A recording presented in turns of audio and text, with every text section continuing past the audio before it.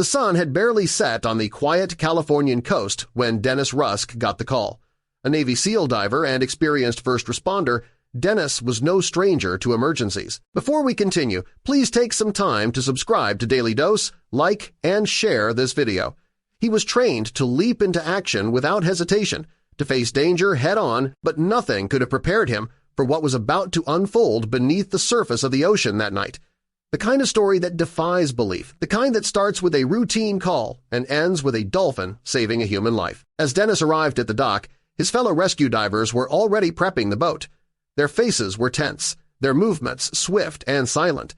The missing man's wife had phoned in hours earlier. Her voice had cracked with desperation when she explained her husband hadn't returned from what should have been a short 2-hour trip out on his boat, the Caesar. He left early that morning and hadn't been heard from since. The last sighting of him was around 7:30 a.m. off the coast, sailing calmly into the morning mist. Time was against them. Every minute that passed reduced the man's chances of survival. Dennis suited up, slipping into his wetsuit and checking his oxygen tank. As he secured his gear, the team filled him in on what little they knew. A white fishing boat, a lone sailor, nah distress signal, nah communication. Just silence. Within minutes, the team launched into the Black Ocean. One by one, they dropped into the freezing water, swallowed by the abyss below. Dennis braced himself, his heart pounding, adrenaline coursing through his veins.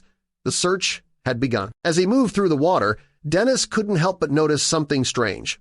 A dolphin. At first, it was just an amusing detail, a curious wild dolphin swimming nearby, occasionally gliding past the divers as if watching them. Dolphins were smart, sure, but they usually didn't involve themselves in human affairs. Dennis smiled beneath his mask and focused on the mission. They had lives to save, or at least recover. Hours passed. The sun had long disappeared, and the water grew colder, darker. The team surfaced multiple times, but each time they came up empty.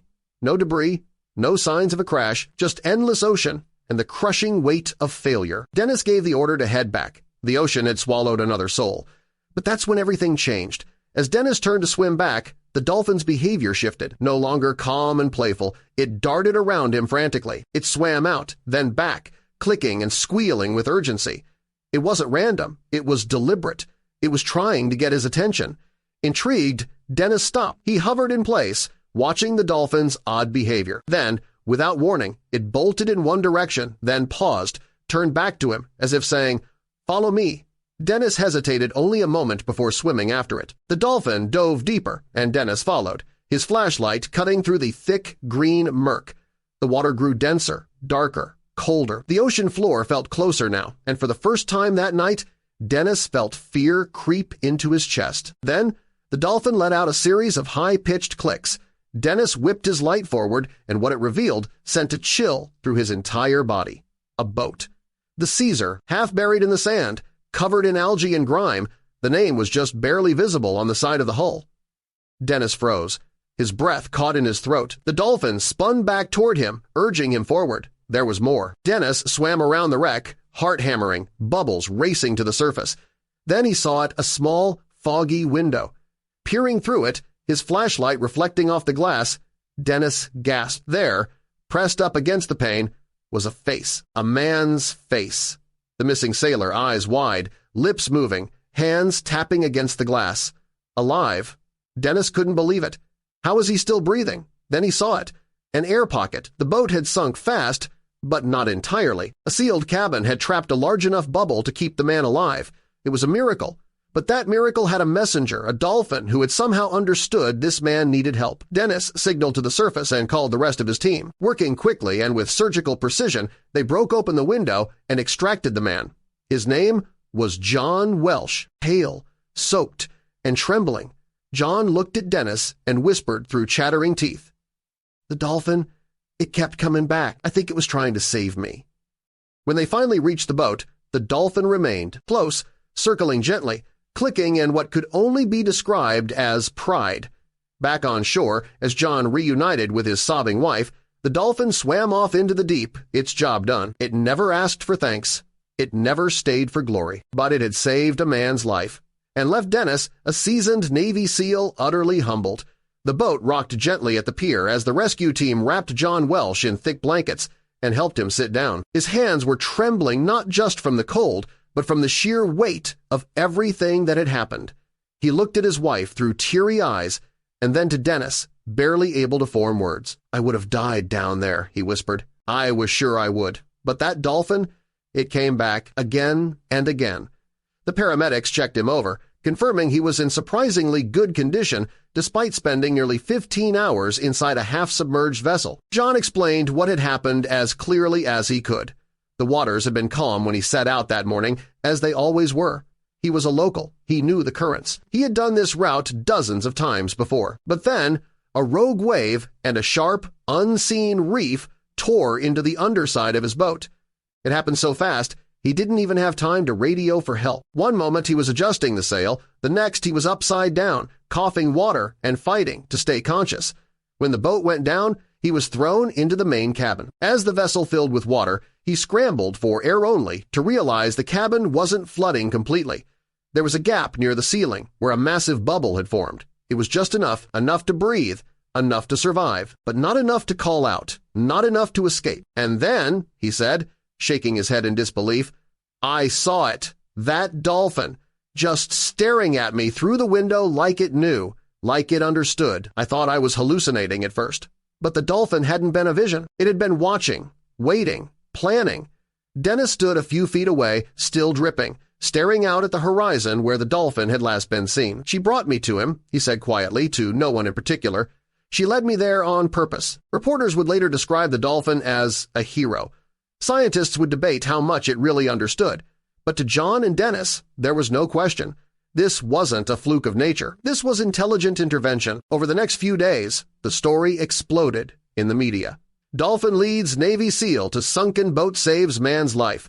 TV anchors, biologists, rescue workers, and curious locals all weighed in. Some called it instinct, others called it a miracle, but everyone agreed.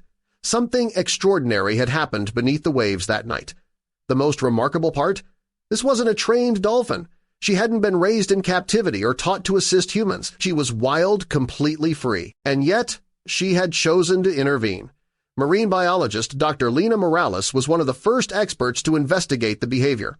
"Dolphins are highly intelligent social animals," she explained. "There are cases of them protecting humans from sharks, nudging drowning swimmers toward the shore.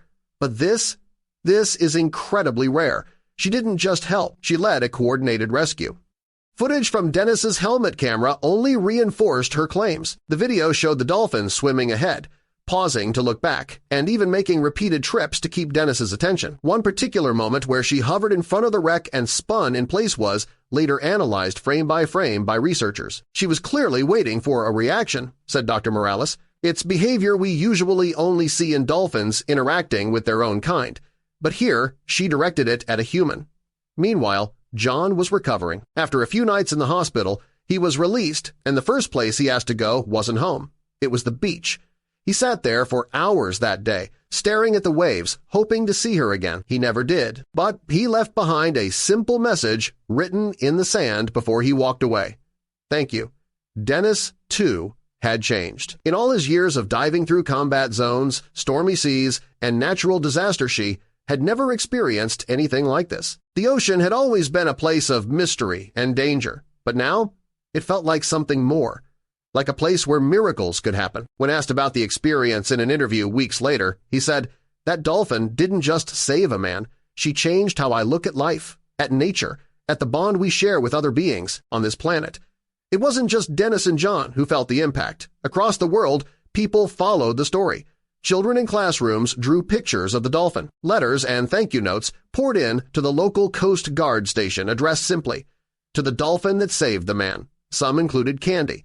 Others contained heartfelt messages like, "You're my hero." The story united people. It reminded them of something they had forgotten in their busy lives, that intelligence, kindness, and courage weren't unique to humans. That sometimes the most unexpected hero doesn't walk on two legs, but swims. A few months after the rescue, Dennis and John decided to honor the dolphin's act of heroism in a way that would last. With the help of a local marine conservation group, they launched a project called Echo's Watch, named after the nickname Dennis had given the dolphin, inspired by the clicking sounds she made before revealing the sunken boat. The project aimed to raise awareness about marine wildlife, promote ocean safety, and fund research into dolphin intelligence and interspecies communication. Their mission was simple: to ensure that creatures like Ecobrilliant, brave, and often misunderstood would be protected, celebrated, and never overlooked again. News stations picked up the story once more.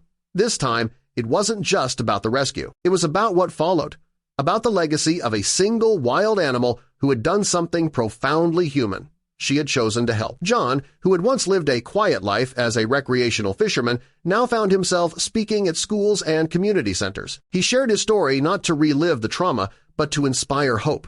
"I'm living proof that we're never truly alone out there," he'd say. "Even in the darkest, most desperate places, someone might still come for you, even if it's not someone you expect."